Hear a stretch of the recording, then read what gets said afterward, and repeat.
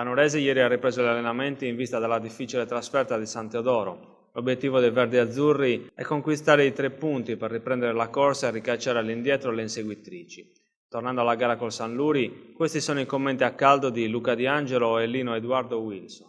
Luca Di Angelo, oggi solo un pareggio contro un ottimo avversario, però bisogna guardare oltre.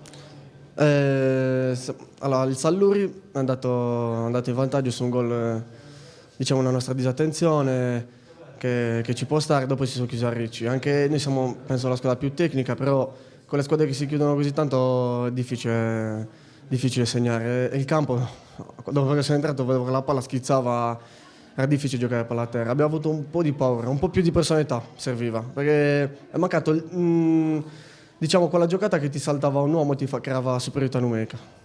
Quell'occasione alla fine? Mamma mia, guarda. Non me l'aspettavo, sono un po' scivolato col sinistro, ma ho sbagliato io perché dovevo andarci col collo deciso, invece ci volevo andare col piatto per essere più tranquillo. Ho fatto uno sbaglio. Lino Edoardo, oggi esordio nella Nuorese, finalmente è arrivato questo transfert, oggi l'esordio, avete pareggiato contro una buona squadra.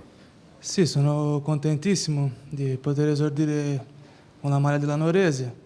Peccato per il risultato, dovevamo vincere, però va bene così. Oggi una Nuorese meno brillante, però avete trovato un avversario che vi ha contrastato in maniera ottima.